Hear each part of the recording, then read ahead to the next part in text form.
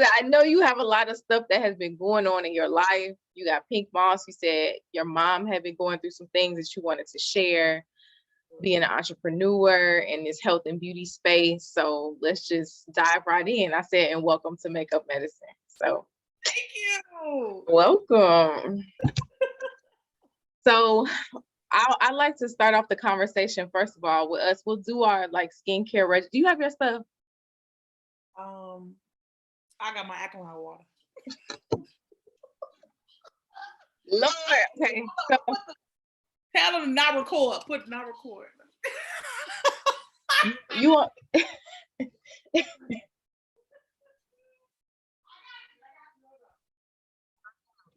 Okay, so tell me about what you have, what you're gonna put on your face today. I know we're doing skincare. Yeah. So I mean, honestly, I'm not gonna deal with her today. Where's Pink Moss at? Literally. Someone stole my jar today. Talking about, Amanda, are you at home? Can I come by? So they got that jar, but I believe that skincare is really inside out job. And so I've seen the best of my results from things that I eat and drink, the amount of vitamins C and D that I get exposure to, as well as watching, of course, what I eat and drink, consume when it comes to PMS and everything like that. And so people ask me all the time if my skin is like hereditary, and I look at my mom and dad to see, but I'm like, my mom and dad don't have skin like me. I honestly can't say what the heck this is, because it's like this all the time. But my night regimen consists of, y'all see this? What do you do? Supposed to put something in front of it? Oh, behind. Put your hand. Let's move. Yeah, it's Kiehl's. I can't tell. I know it's Kiehl's. I can't tell that. Oh, there. Right. Yeah, the calendula. Yeah, I've used that before. Mm-hmm. Yeah. So I just use that as a foaming face wash. And then from there, I will use witch hazel. Okay. As like a toner. After that, I will use rose water to hydrate. You got yours too. I love those. Mm-hmm. Yeah, and it's not expensive either. Nope, it's not. It's not. Yeah, other stores it'll be like $14. I'm like, excuse me. And then I've been trying something new, which has tons of chemicals in it, so I wanted to see how I will respond. Which is this? The Neutrogena with the Hydro Boost. I like their Hydro Boost line. I use the hyaluronic acid one. That one is good. I've used that in my kit. Oh, cool. I'm a fan of really good. I'm not a big all natural girl, so I always advocate for actual skincare. Yeah, that is made for skin. I just got to say this because I'm really big on this.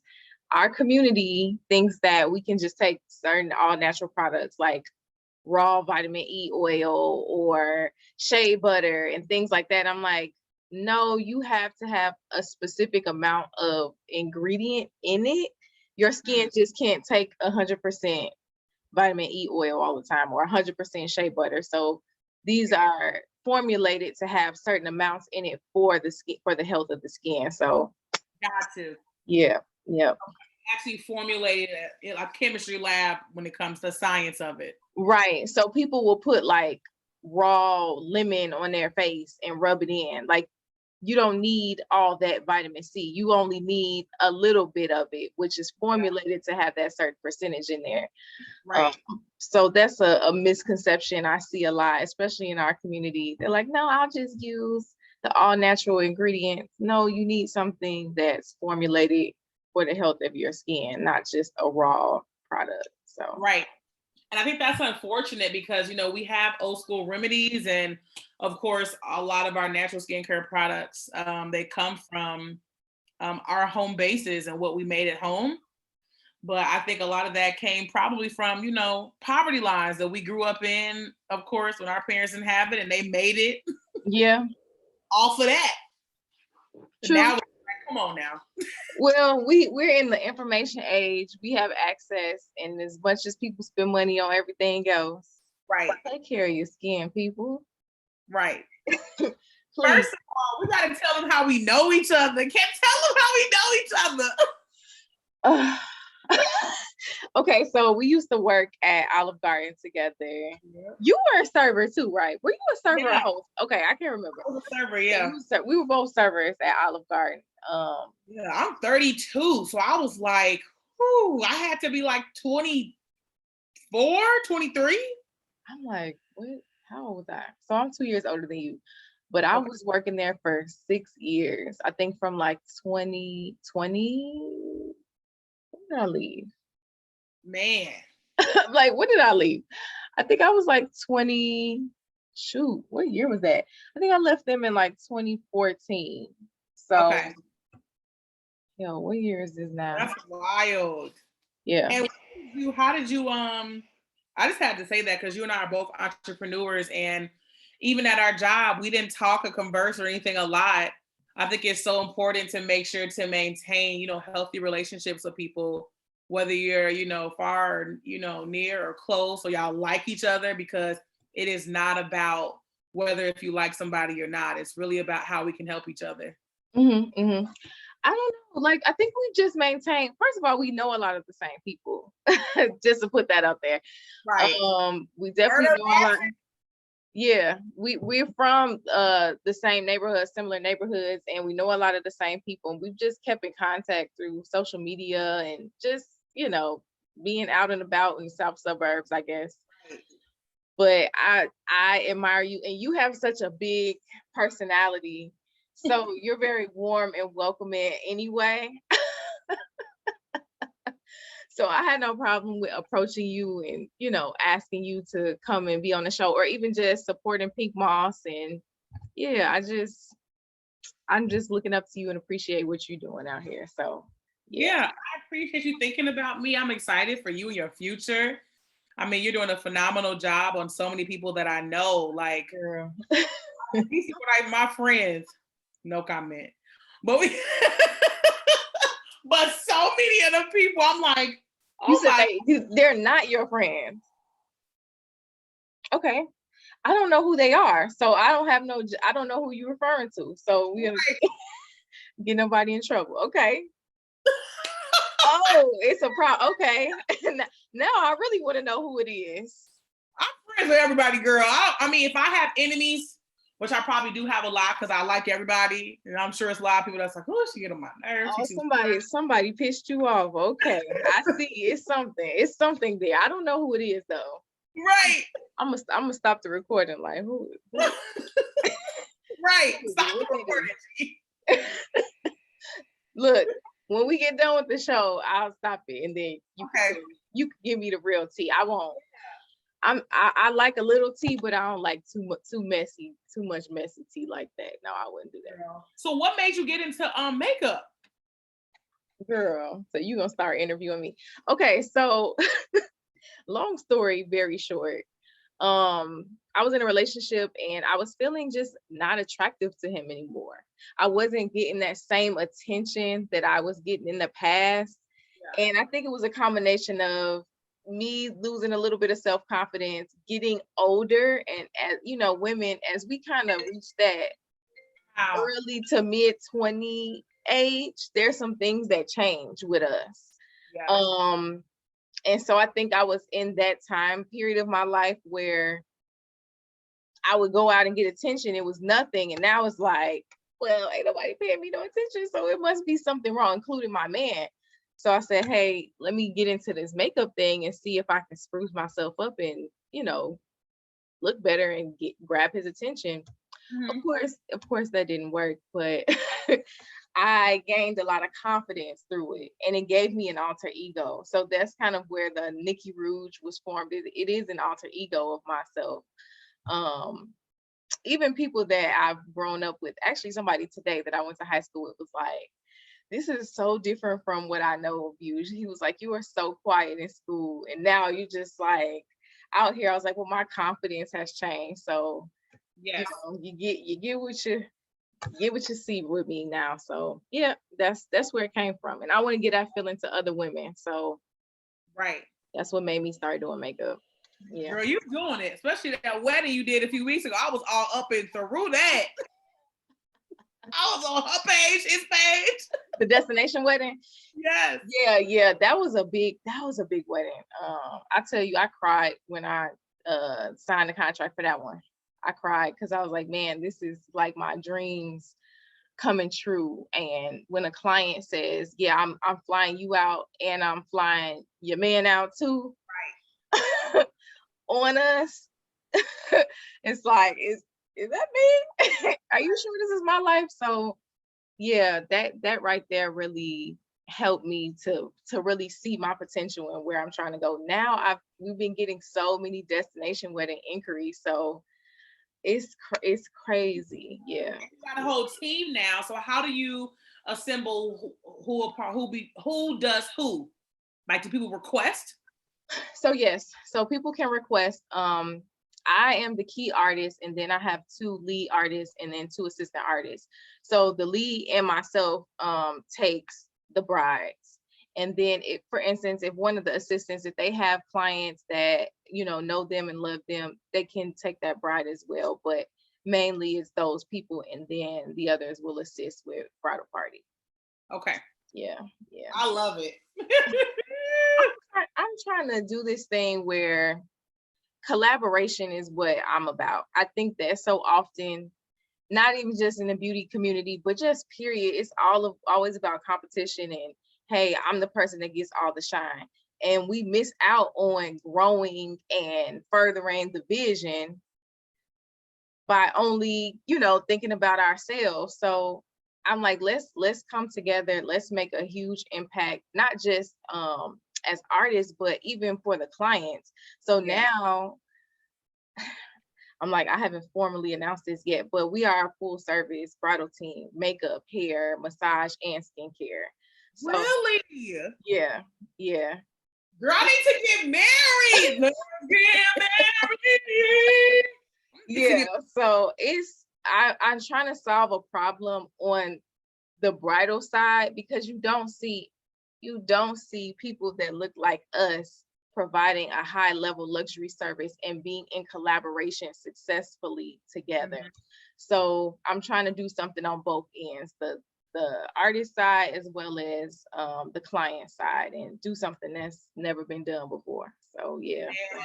And I remember you had a conversation maybe a year and a half ago about makeup artists and bias with skin color.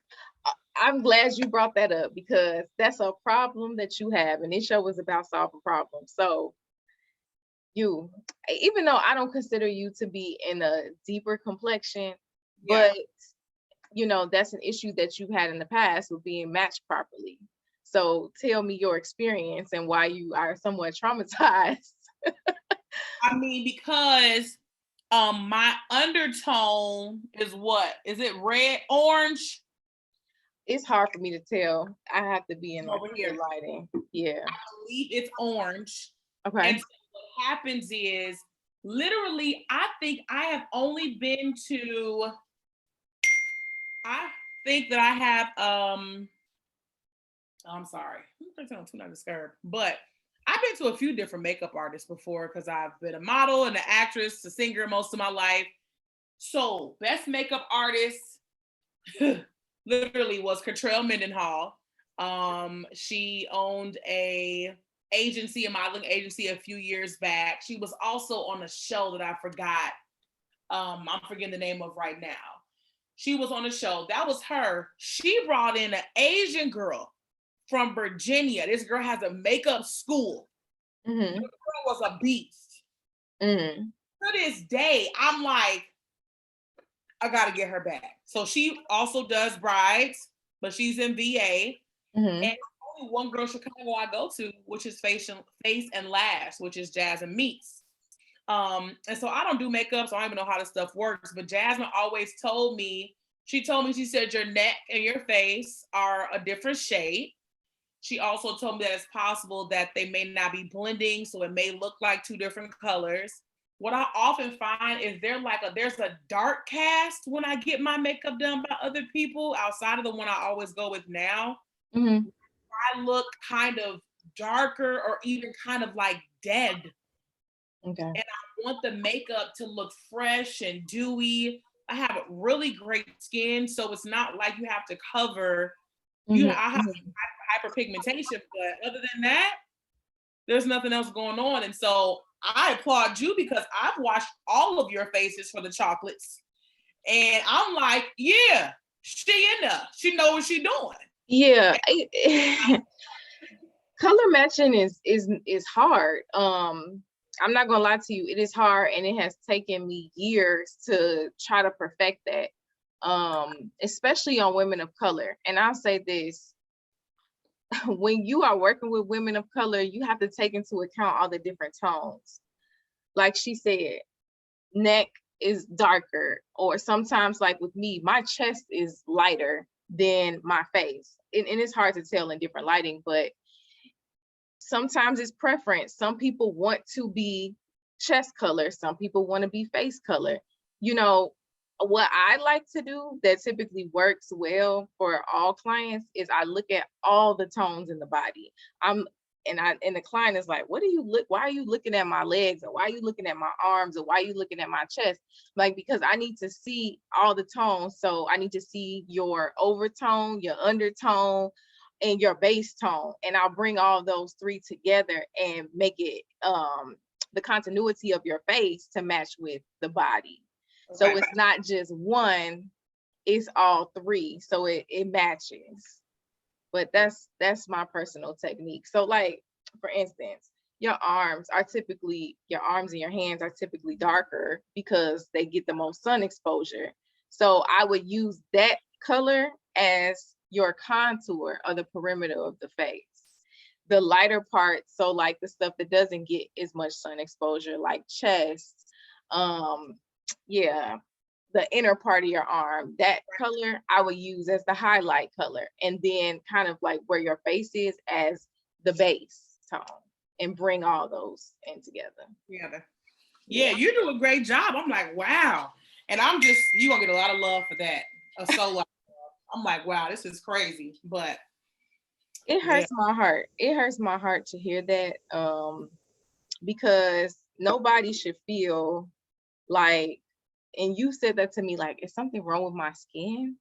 And I hate to hear that, because nobody wants to feel like something is wrong with them and that a person can't make them look like the best version of themselves. And you're not the only person who said this. So it's an issue. I'll tell you this though, it's not just dark skinned women that have that issue. It's everybody. It's everybody. But I think with dark skinned women, it's probably more noticeable. Yeah. In other women, you can kind of finesse. I feel like the lighter you are, the more you can finesse when the color is off. Yeah. But I see some of my light-skinned friends definitely like the contour and the banana powder, the colors of that banana powder. I'd be like, woo. They got to get off YouTube, because YouTube sent people off in these last few years. Everybody does not have yellow undertones. Banana powder is yellow tone. So if you're not a yellow tone person, it's going to cast gray. So like if you have red undertones or orange undertones and you're mixing yellow base with it, right, it's going to distort your color. Yeah. And look dull. Girl, so I used to love to wear makeup. COVID started. I've been barefaced going to events, which is crazy to me because I never do that. Do you know I went out of town? Someone stole my luggage with all of my makeup. A good $1,500 worth. I haven't anything. In your check bag? Don't tell me that, because this is why I'm so scared. Okay. I had to put some of my stuff in my check bag because I was afraid, because I was traveling with so many liquids with my foundations and stuff. I would die. No. I was putting my luggage in my car and turned around and my luggage was gone. Oh, I'm thinking it got lost at the airport. Right in Hyde Park, I had my god kids and put them, it's 3 of them. So I'm putting my luggage here and I'm moving. I'm like, girl, God is so good because I didn't put my laptop in my luggage. I had it in my bag. I had my purse in my bag. I'm like, thank God. But you already know when you have nice skin, I just use high-end products. So I just was like, oh. No, I would have been hurt. I I would have know. been real devastated because makeup products are expensive. Yep.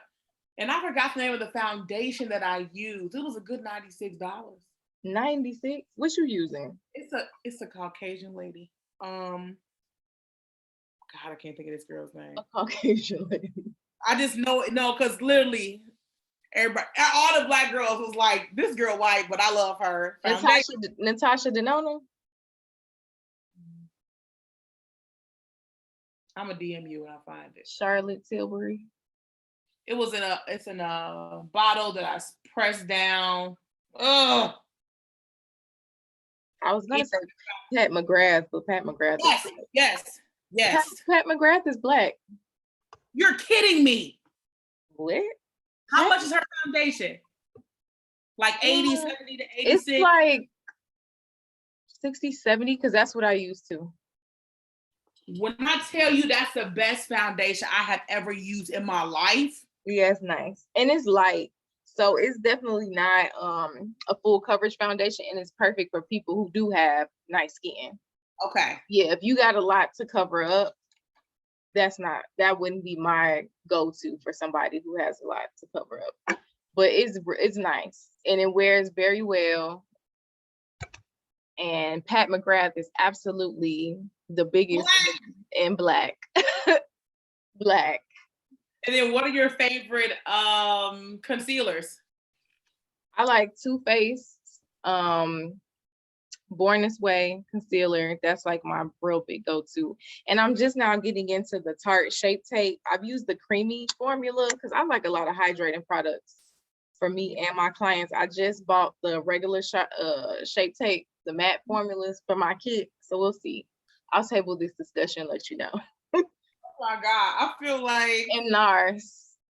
Always NARS. NARS is my skin for real go-to, especially on my clients. It gives that flawless glow finish. Yeah, but have you always had great skin? You always look super hydrated. So I spent a lot of money on my skincare. My skin, I won't lie, my skin has been steamer and yeah. I take care of my skin. I haven't been taking care of it as good as I was last year.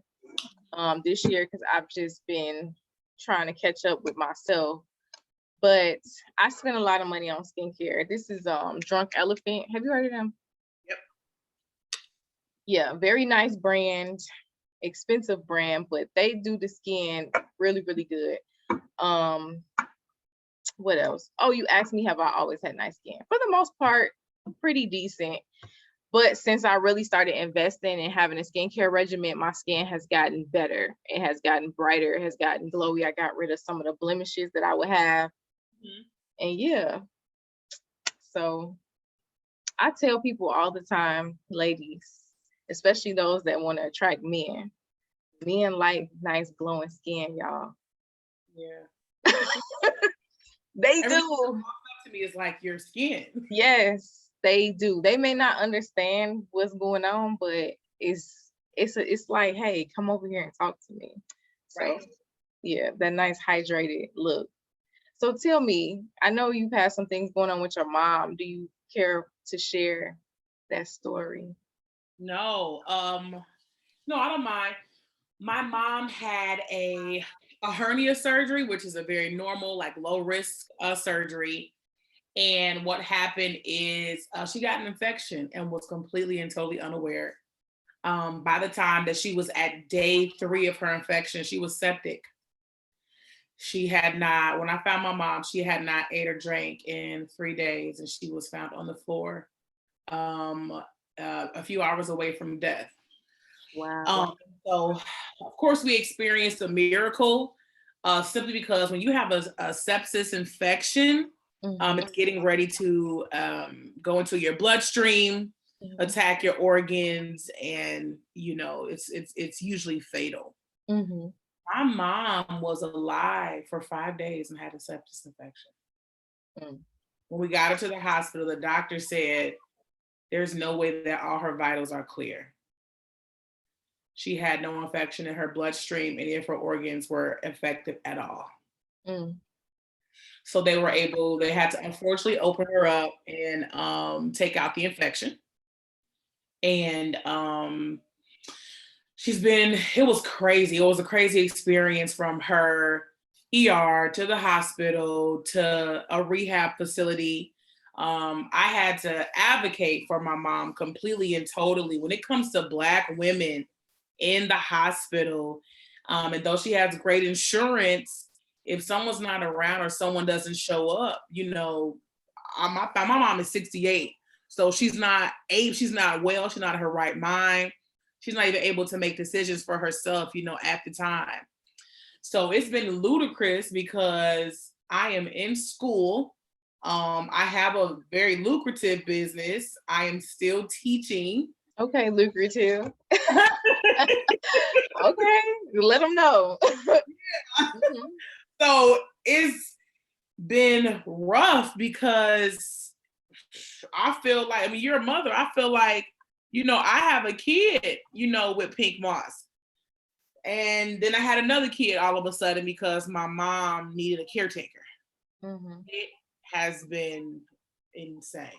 I can't even explain the hardship that I've experienced being her caretaker, talking to social workers, nurses, doctors, physical therapists, occupational therapists, nutritionists, assembling a team to go and visit her to make sure during, she's okay during PTSD, because of course it was traumatic and it's been wild. And so I had to actually give myself grace, in this season, because I'm a go-getter, I'm focused, my head is in the game. We got Black Friday sales, day after Christmas sales, Cyber Monday sales, New Year's Eve, New Year's Day, Valentine's Day. So this is our time. As entrepreneurs for my business, winter, fall and winter are my go months. My spring and summer are all preparation months, planning, strategic planning. So everything's done 6 months to a year in advance. And so this is only my second year. I'm like a year and a half in, so I'm still working on that rhythm. And so I have to give myself grace because some days I just couldn't get up. I'm tired, I'm exhausted. I still got to make my product, tell my assistant what to do. You know what I'm saying? Still show up. So I'm like, yo, I don't know if people understand what entrepreneurship, like, is similar to having a child or a spouse. There ain't no quitting. You got to figure out a way. Yeah. It take you some time to figure it out, and you may be disappointed in your performance, but you're gonna have to figure it out. Yeah. So crazy, girl. Hard. No, I had a similar situation with my mom back in 2014. My mother, she got a tooth infection, and when she went to go get her teeth worked on, that the dentist blew the infection down into her gums, which went into her throat and started to form an infection, which was closing up her airway. So by the time we found out, she had to have emergency surgery because her airway was being restricted. And same thing happened. She went and had the surgery, and she aspirated during the surgery. So she ended up being intubated, and it just went from there. Yeah, girl. Yeah. Wow. It's so crazy. I was talking to my friend yesterday, and I told her, people been asking me how I'm doing. I don't want to talk. You ever had your emotional bandwidth is so there's no space here for me to have a conversation with you about it because it's already on overload trying to take care of mom. Mm-hmm. Siblings, but one lives in Oklahoma City, one lives in LA. I'm the primary. Mm-hmm. As women, we're also emotional. So mom's going through depression, PTSD. She has major anxiety. Mm-hmm. And so it's so funny. I'm happy that I actually said what I said because I would have never known that you could relate and identify. And my friend told me, she was like, if you don't want to talk about it, don't talk about it. She said, but ask yourself in that moment, can I? And if it's a safe space. Mm-hmm. Because you never know who may be able to relate and understand and identify with what you're going through. That's one of the hardest things I've ever had to deal with. And still to this day, like it's hard. Like I find myself getting emotional talking about it. But man, it was deep. And at the time, I don't know if you know, but I have a healthcare background. I was an occupational therapist. So I'm an occupational therapist while she's going through this. Which is helpful because you're able to speak the medical jargon when you come in there.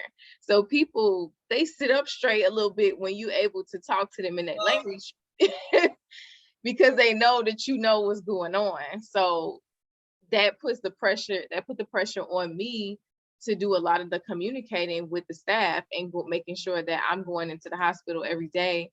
And while that was happening, we were also wanting to make sure that when she got home that we prepared that house for her. So we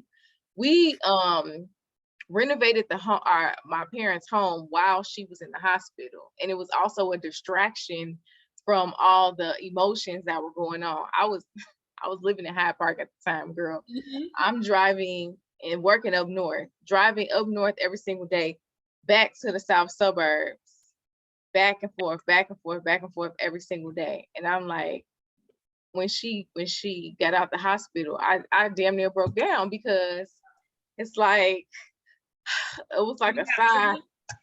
I have a younger brother, but as the older sibling, you're the responsible one. Right. And he couldn't handle it. My brother passed out in the hospital when he saw her. Mm-hmm. So I had no choice. That's been the thing too, the sibling, like not the rivalry, but like the roles, expectations, and me being the one that's here. I'm the youngest, but I'm the one that's here. So everybody else is gone. And it's so funny that you said that, he even passed out because, girl, my brother came here for a week. I wasn't to take care of my mom just last week. I didn't want to go over there because I needed a break. It's just like the understanding of like, y'all, I'm the one that's here. And it's a different experience when you see her in the hospital, or I found my mom near death. You know what I'm saying? The smallest weight she had ever been. Yeah. Like, what? I was the first person to make it to the hospital, right? So when she had her surgery, me and my brother, when we went out to eat, we were just going and doing our thing. And I'm like, man, I haven't heard anything at the hospital about her surgery. They haven't called. So I call up there and they're like, she's in the ICU right now. And I'm like, ICU? Right, she should be recovery. Exactly. So I'm like, I need to speak to the doctor right away. And it was a resident. So I'm rushing to get up there, and I'm the first person to get there and find out what's going on and having to relay this information to the rest of my family. I'm like, okay, I have to set the tone for everybody else, because if I'm a hot mess, I'm passing that energy right along to everybody in my family. So I had to like literally shake my brother, like, look, because he was behind me. We have to pull it together, because if we don't, everybody else is going to fall apart. So from then on, that was on my back to make sure that everything was good and she was taken care of. How long did it take for her to recover? It was about 2 weeks, I would say. I think she was in ICU for about a week and a half, and then they transferred her out into a regular unit to watch her. But it took a while for her to fully recover, because she had to get all those drugs. She had propofol in her system. She was like hallucinating. She had Yep. all kind of stories about things that happened. Yeah, all that kind of stuff. It When took did your mom become herself again? maybe some months. Took Yeah. her some months. And then when she tried to get back to regular life, the anxiety, she had a lot of anxiety around any little thing that she felt like she couldn't breathe a lot of the time, like something was going on with her respiratory system. So it took a while. It took a while. Girl, I just feel so seen because I'm just like, Yeah, it's and those moms, you want Insecure? I have not started watching this season, so don't tell me. Okay, say anything. Okay, just know our story is an Insecure season this season. Okay, so I gotta watch it. I've been meaning Right. to. It was just very helpful because I think like these mom scares, like who in our 30s, I don't know how old your mom is, but my mom is, 2 years from 70.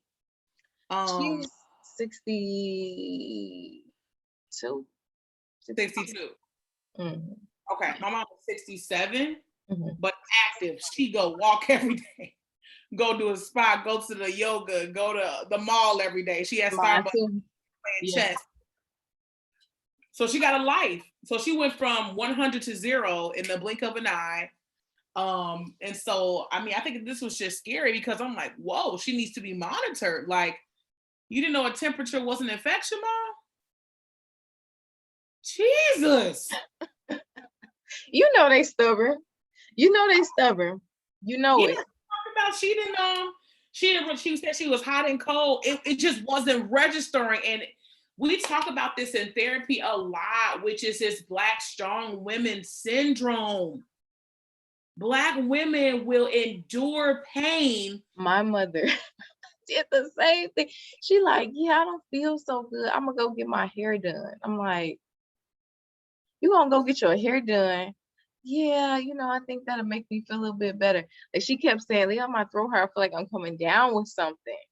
And it No. just wasn't getting better. She took like maybe a build up about a couple days to a week.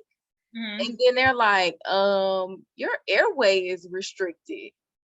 And I'm like, why would you let yourself get to this place where now we have to have an emergency surgery? You really understand. I walked with my mom through it. And she said, I had temperature, but I thought it was a sinus infection. I was hot and cold every night. I just thought she thought it was normal because she had a surgery, so her body was healing or recuperating. Mm. And then when her wounds, this was laparoscopic, so when her wounds started to expel, like even the pus or the infection, she was like, oh, well, it's the color of my skin. I was like, I know you lying. And crazy thing is, sis, I wouldn't have known. See, I'm in the area. So Pink Moss is a health and wellness inspired beauty brand. And so I'm in the area of holistic health and wellness. I'm a certified holistic health and wellness coach. Literally was in science classes all of 2020 during the pandemic. And this has been my background for years. However, our parents, like that generation, they went to work with broken feet, toes, pink eye. I mean, whoa. Yeah, yeah. I don't understand. Like you said, us as Black women, and I'm the opposite. If something is wrong with me, if I feel like something is off with my body, I'm going to the doctor. Yeah. And my family talk about me. You always going to the doctor because if something's wrong, I need to figure out what it is.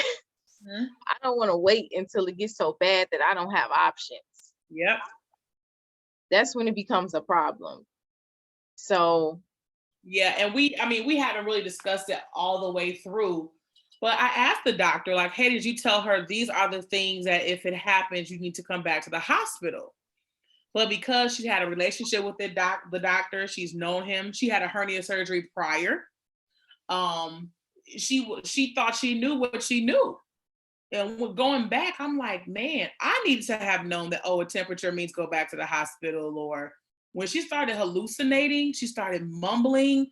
She said, oh, I think I'm dying. Can you come do the wheel? And I'm like, what are you talking about? And that's when I knew, because the delusion had hit her.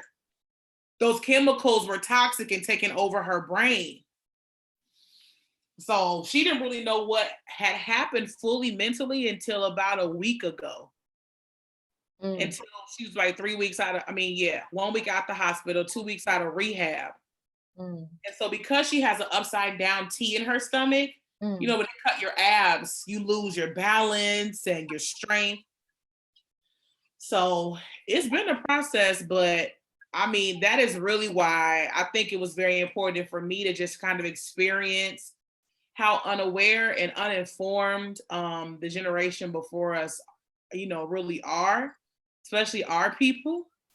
And when we talk about natural health, I just put some on my page today about MSG, how much that is inside of our foods. Red dye, which I'm allergic to, but all of our kids are. MSG is in every cafeteria food from first grade until high school. It is mixed with soy. Most of our meat that we get from any place like a Burger King, Wendy's, McDonald's, when it says other natural or artificial flavors and ingredients, it's usually MSG. And MSG will inflame the temporal part of our brain in that area and cause us to have heightened anger and mental health issues, which we don't talk about. What they eat in the hood all day: Chinese food, Taco Bell, Burger King, all the way down to Harold's, which you know is MSG in the lemon pepper. And I just posted something else about the red dye that we feed all of our minority students: red juice, red pop, Flamin' Hots, red hot fries, red vines, Twizzlers, Starburst, Skittles. Red dye leads to fibroids, endometriosis.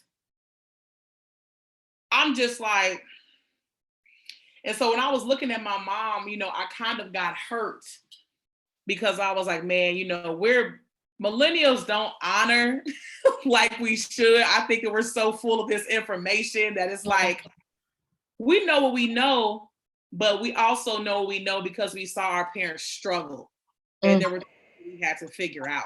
And so that's one of the things, like, my mom has PT and OT, and I make her go to the chiropractor. I make her get acupuncture. I make her get laser therapy, because a Black woman who I think is a Delta just cured cancer with the laser light. That was on Black something.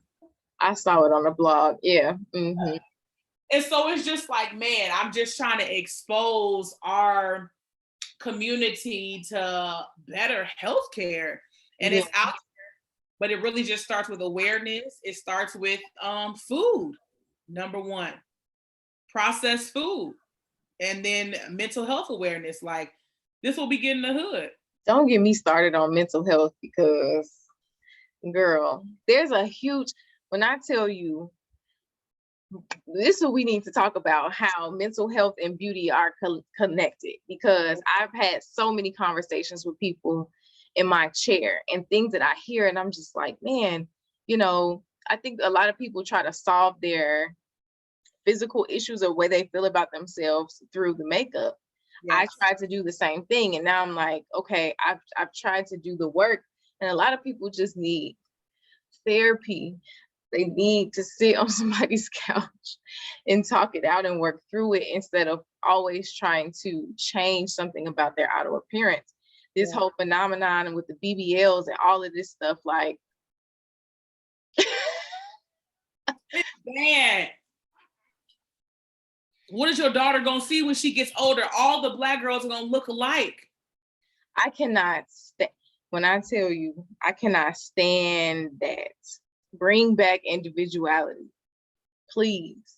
Like, there is beauty in people looking different. Everybody does not need to have the same shape. It's awful. It is. And I'm just like, And it's really women. When you date, grown, I dated high profile men. I'm 30, 32. What was the oldest I dated? Maybe 43 when I was 28. Mm-hmm. I was 28. So the oldest I dated was 43. The youngest I've dated may have been like 26, 27. Mm-hmm. And I got a gut. Do you feel me? I got a little gut naturally from the things that I've been allergic to my whole life and just now finding out. So avocados, latex, citrus, I'm just now bringing those things out of my diet. But girl, loving it.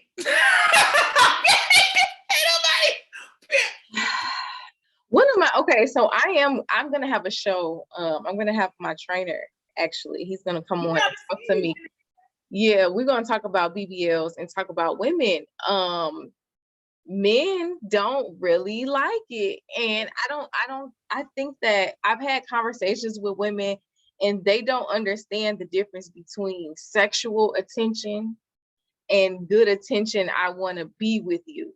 Like, they don't understand that there's a difference. And it's like, sure, this man is attracted to you in a sexual way, because of this body that you have. Yeah. But is that the attention that you're seeking, or are you trying to get a relationship? They're two different things. So I definitely need to bring that up, because it's like there's not an understanding. Yeah, like, it's like, well, the women out here, they get attention and the men love it. I'm like, no, the men love it to have sex with you. That's what they love. Yeah. They'll look at you. That's it. That's it. Ain't nothing like the real thing, man. And you look like a bill. You look like you like a bill.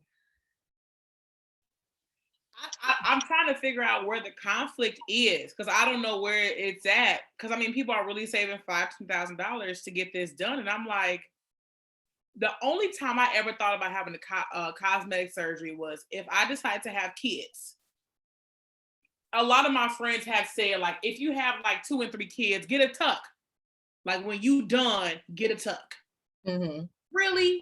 That's the only thing I thought about maybe even doing. But hell, if my gut's barely in place after having 3 kids. And is it worth anytime you go under the knife? I don't think people understand how dangerous it is to go under anesthesia. Mm-hmm. And sometimes, even with testing, doctors don't find things out until they're in the moment. Mm-hmm. So you about to put your life on the line because you want to look like an Instagram model, because you think those women are getting, these high profile men with money being tricked off on. Yeah. And my friend who's a surgeon, she told me, she said, once you go under the knife, your body will never be the same.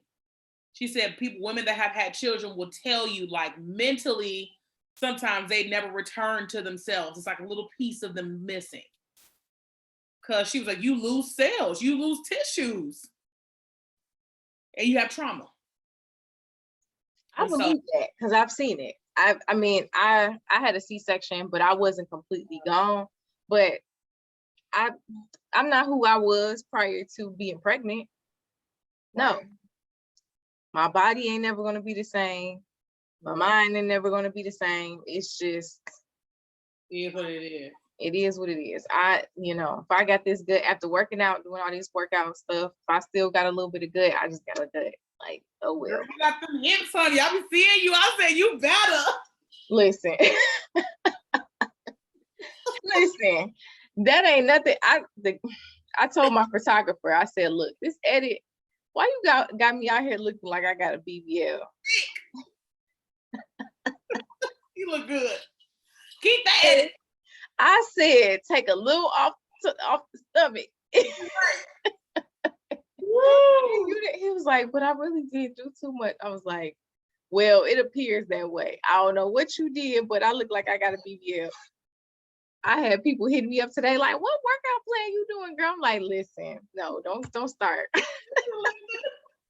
Don't start with me. You already well, the average people don't know how this goes, but I'm like, these hips I ain't got no hips, okay? I just need you to know. Beautiful. You really are. You don't even I don't get it. When we grew up, we had tall women that was dark. We had light-skinned women that was tall or short, and some was thick and had like the curvy bodies, But we know all them girls, right? And then we also had our friends that were like skinny and we sure did. Girl, I mean, yep, sure did. And all the guys, like, even me teaching now 8th grade center, like, we have the girls that have the very matured bodies that have the hips and the chest already, and they got their little boyfriend. But then you got the little skinny girl, who don't got no booty or nothing, but she that track body. You know what I'm saying? But she got that long hair, or she that loving basketball type thing. They always be having that long hair. Everybody has something. Like, you can't have it all. And I think everybody wants to be this like full, I'm a 10. Yeah. Listen, we all have our strong suits and we all have our shortcomings. That's just life. You can't have it all. Sorry. Yeah. You can't be fat, boobs, butt, great, something. You're gonna be missing something. I'm like, that's crazy. And even I've learned that because I used to feel like something was wrong with me because all of my girlfriends got attention and boyfriends and married and kids and everything like that. And even getting older, I'm realizing your time is your time. Your person is your person. You know what I'm saying? God doesn't discriminate. And you know what I'm saying? Like, it's somebody for everybody. You just gotta, you know what I'm saying? And a lot of people are not happy in these relationships. I'm sorry, bro. They be married. You want to go there? You trying to go there right now? It's just stuff I'm not about to deal with. If I can't be who God made me to be, created me to be, operate in my purpose and my calling. If we can't partner together to create a life, what is the point? Let me ask you this. Yeah. Why do you think people are so unhappy? I don't think that people really know who they are. I am so grateful. I could have been married twice. I was dating one boy, 21 to 24. I declined that. That was an unhealthy, toxic relationship. Shouldn't have been in a relationship anywhere at 21. Didn't know who I was, what I was doing. Okay. So I could have been married twice. 3, not him, twice. I'm so happy I didn't get married. And I didn't know that until about 2 years ago. And I'm watching my friends. They're telling me the realities of marriage. They're telling me the realities of motherhood. They're telling me I wish I would have or could have waited just a little while longer. So my spouse or myself could have matured. So my finances could have been in a certain place. So we didn't have to make decisions together. So we could have made them apart with no responsibilities. I have a few friends that were married in their 20s and still married. They love it. You know what I'm saying? But even those who got married younger were like, I could have waited.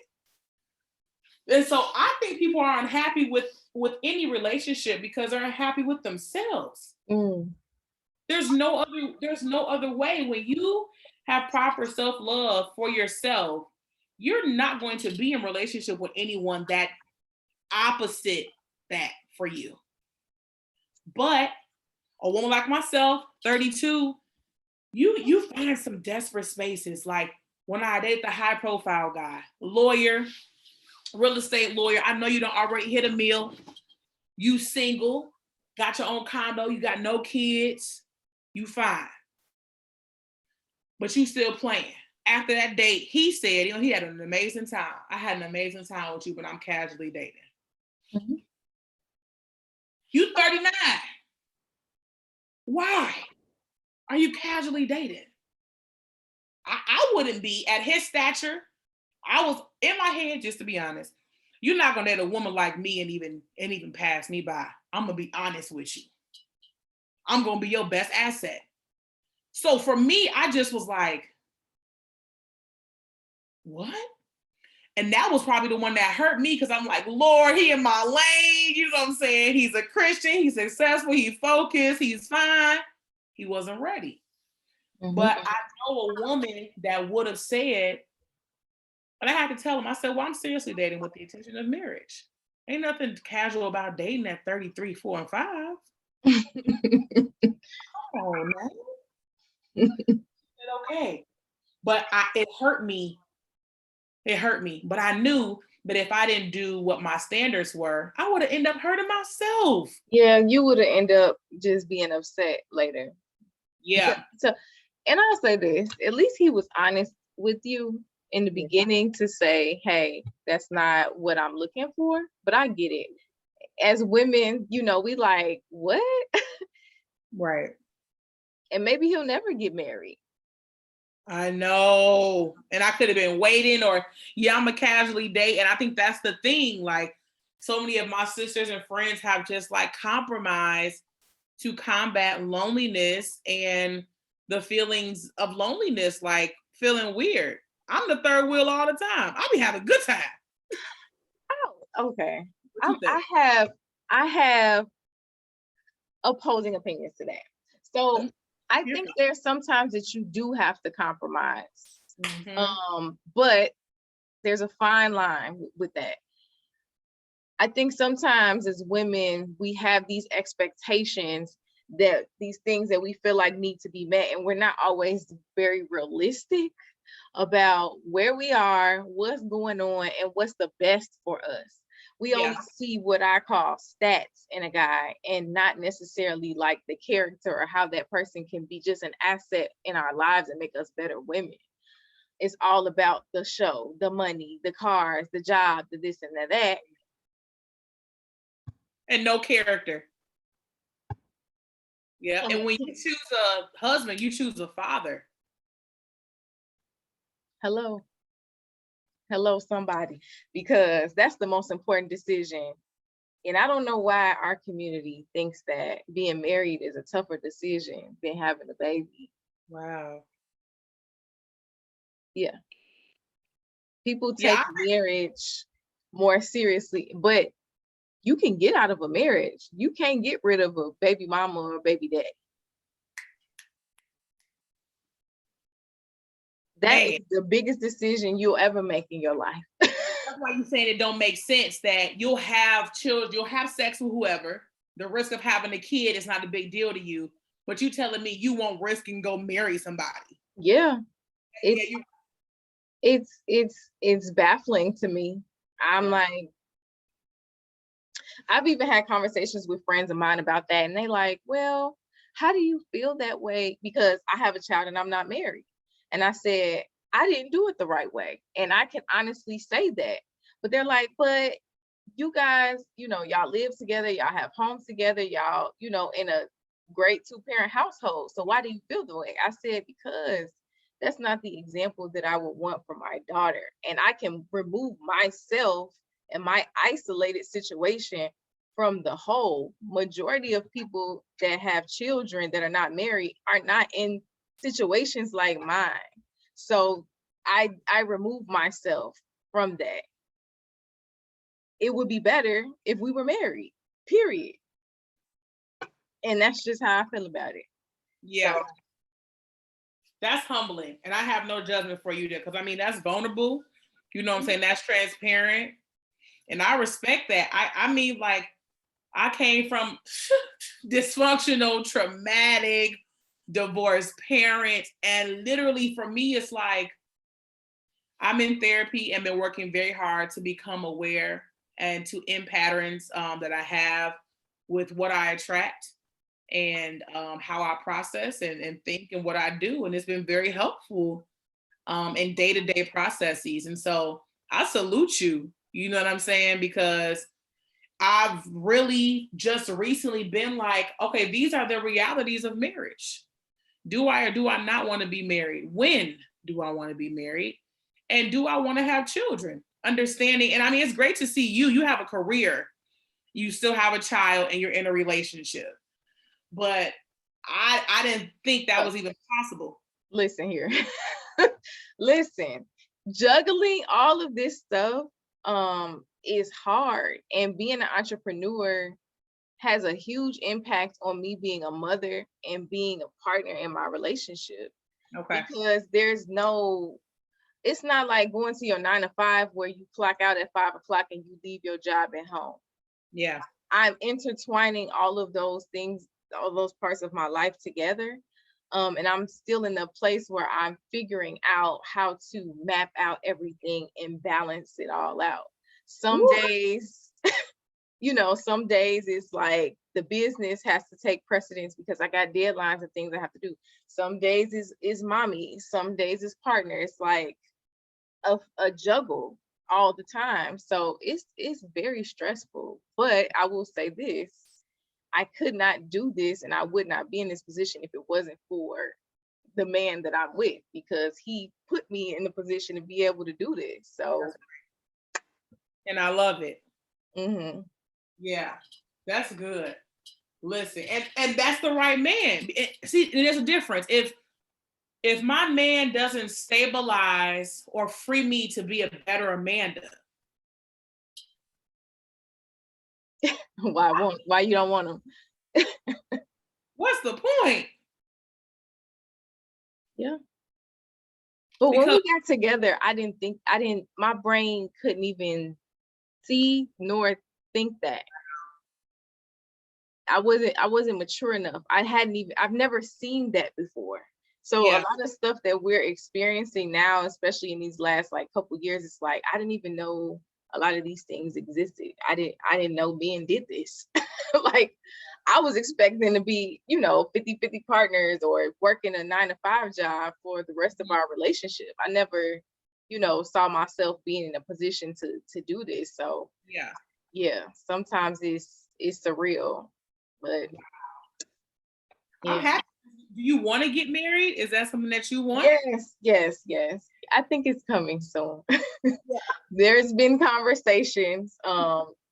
He did ask me about rings twice in the last few months. So how did you meet your guy? At work or school? No. So his sister is my profile. His sister made me, yeah. So they were living together at the time. I was fresh out of a relationship. She was fresh out of a relationship. We about to hang out and be like little Sex and the City girls, kicking and hanging out, and he would be there. Him and I are the same age, and she's like a year and a half older than us, but I come over there, kick it with the family. Me and him would like sit and smoke hookah and talk and chill, and she'd be gone off somewhere. And I'm like, okay, whatever. I just looked at him like the little brother.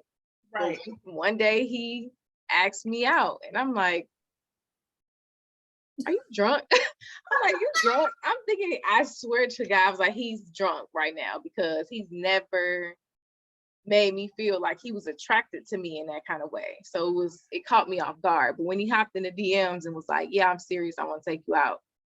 So how many years ago was that?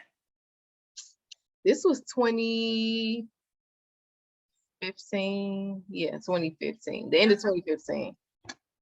Our first date was New Year's Eve, going into 2016. Wow. Yeah. Yeah. So it's interesting. It's like because his sister is my pledged auntie, right? I was like, now me and my daughter have the same auntie. I joke around about that. So yeah. That's amazing. Yeah. Well, that's just like where I'm at, and I'm just like, yeah. Okay. Are you dating? Oh, so I'm dating in the word of like, I don't know how to explain this, but you know how they talk about like date them all, sis, until you get a ring? That's what I'm doing. So I like born and raised in a Christian family, like born and raised in church. They don't teach you life skills. Do you really feel like you can do that though? Absolutely. So borders and boundaries. So for example, let's say I meet like 3 guys in a week or something of that sort. Most of those guys are going to fizzle out because a majority of people don't want anything real. Mhm. And they're also not willing to put in the same amount of work that most are willing to put in to get what you want and you desire. I really respect marriage because of that. Like, two people coming together with the same headspace, that's work and much respect, you know? But the way my process is once I meet a guy, let's say I go to Harold to meet somebody, because you can, we exchange numbers. We may just like text and talk, and I ask him what he's looking for. Right off the bat, you Mhm. eliminate, because some are just looking for sex, casual dating, not dating at all. Some just, they want to come over. Mhm. Mhm. So that's the hardship of dating. For me, is that you may not meet someone that's like-minded, and it's very rare when you do. So But it's if they're not on your page, you just X them out. So say you got two or three guys that's on your page, and they're saying, yeah, I'm looking for a wife, or I'm looking to, get married. How do you proceed with all they three? never happen, G. They never happen. Do They you never. have will you seriously date? Will you exclusively date someone without having a ring? Oh yeah, Okay. yes, Okay. absolutely. If somebody could get there, like, they don't be saying that. They be like, they want to have sex. They see my body. You know what I'm saying? They call me Meg the Stallion. Child, ain't nobody Meg got a boyfriend she exclusive with. They together. They in a relationship. Not They, Meg the Stallion though. girl, talk about you. You know how Meg looked a little bit before she lost a little bit of weight? I said, please don't. You look like that. I like that. I like Meg with a little bit of weight on her. Sir, What? you know how men be? They like a little bit of, I man. I'll be like, sir, I am not your Meg Thee Stallion Barbie. This is not that. But yeah, that's what I'm doing, because really in my 20s, I was so focused, like 3 degrees, trying to figure out who I am and my career and everything like that. I just wasn't thinking about dating like that. And after my first boyfriend, and then I had a second girl, I found out that his ex-fiance was pregnant with his child. He didn't tell me. We was about 3-4 months in. So that was the second, because he was definitely hubby material until I found out your character was shot.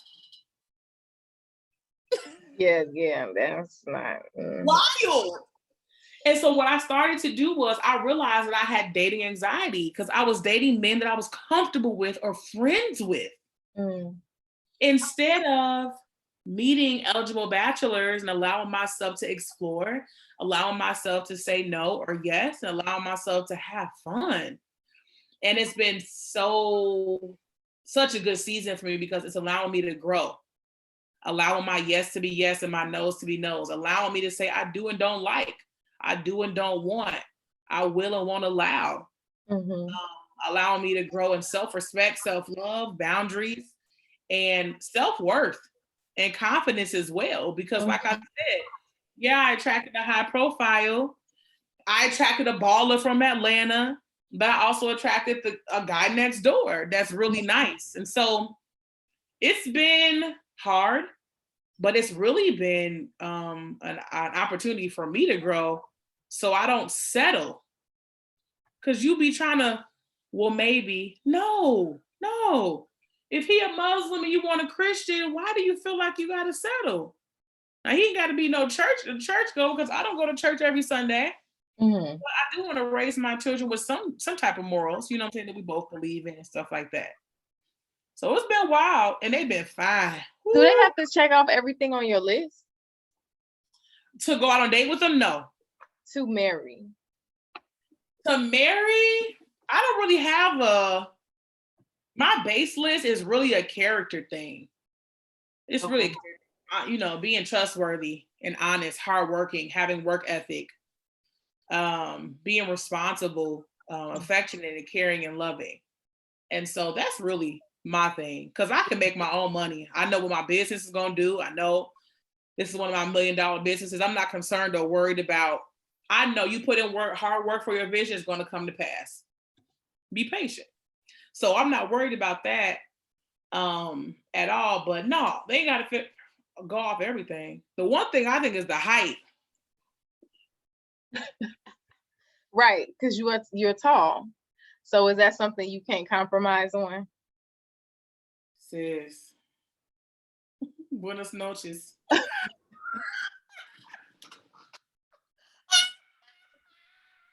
Oh Lord. You know what? Your experiences have been the complete opposite of mine. I've always been a relationship girl. Always. Always.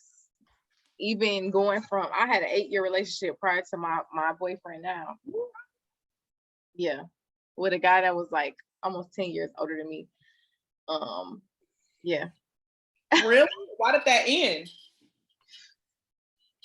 We should never been together in the first place. We were into it was a relationship out of me just being comfortable, being young, and we should never been together in the first place. I thought that it would have evolved to marriage, but the only reason I felt that way is because of the time that we were together. Yeah. But the relationship really didn't have a solid foundation. I'm not sure if he really wants to be married, and he's not. He's still not. So yeah, I don't think we were on the same page at all. So yeah. Do you feel that you were how do you think it would have, how far do you think you would have gotten in finding yourself if you would have been Single. Yeah. That's hard because I was with him during those moldy years. I have no idea.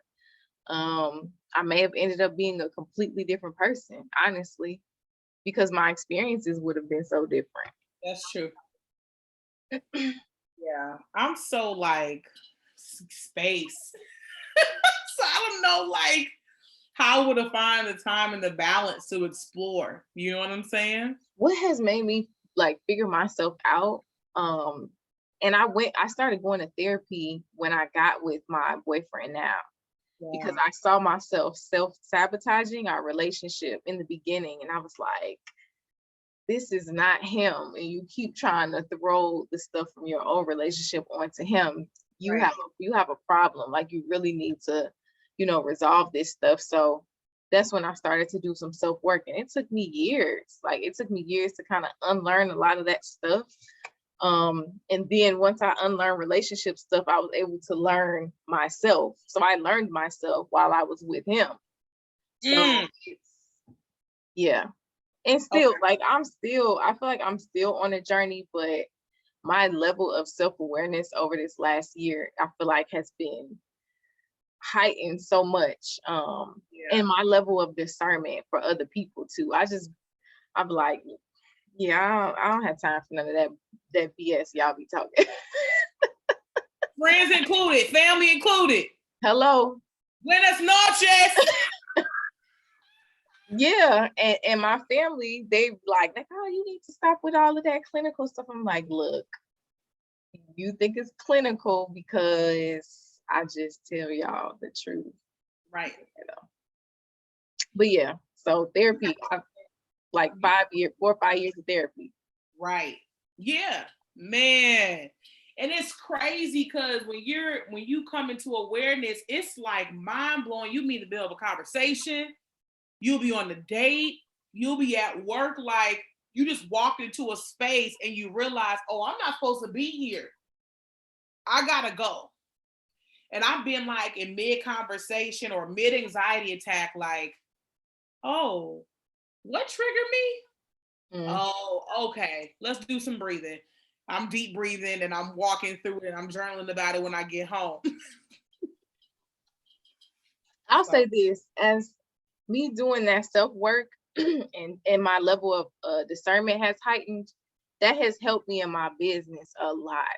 Because now when I come in contact with certain people, it's like red flag or green flag. It's like immediately in a conversation, I know whether this person is going to be a good fit for whatever it is that I'm trying to do with them. Like when I was picking people for my team, I'm like, yeah, this person is completely not aware of themselves at all. This is a horrible fit. Yeah. So no, those things I wouldn't have been able to pick up on before, but now I can pick up on them. And I'm like, yeah, this person doesn't take direction well. This person is not self-aware. This person doesn't isn't confident in themselves. That's going to translate when they work with clients. So just being able to pick up on certain things is because you yourself are aware of what you going on and how you represent yourself. And also Right. eliminating my own ego has been a huge, I think a lot of my blessings have come from me letting go of my own ego. So, And what do you mean? Like, how do you mean? I was afraid to branch off into a team because when you work with other people, especially when you are the leader of the team, you don't want to make the people on your team feel like you're trying to outshine them or not valuing them and bringing them along the journey with you. So I was trying to be very strategic and still with the way that I carry myself, I conduct myself, and letting them know that this is not about me, that you guys are in the forefront and I cannot shine without you guys shining first. I just reap the benefits of your shine. Yeah. So that's how I like to carry myself. Like it's not about Nikki first. Nikki gets all the shine and this, that, and the third, and y'all just little Nikki's in the background. No. Yeah. So yeah, That's yeah. So man, that this is crazy. girl, yeah, we gonna have to sit down and have a cocktail or something. Yeah. I like your energy. I'm happy that we're both. It's crazy because you and I wouldn't have known where each other is at, and then literally on today at this time we have this conversation and we're relating so well, running our businesses as women, and I think that's just phenomenal. I'm so grateful. Well, I applaud you. So I know we've been talking for a while, so I'll wrap it up. But thank you so much for joining me. And when I get off of here, I'm gonna ask you who you were talking about. Okay. Let Yay! let me stop the recorder. Let me stop the recorder real quick. See y'all.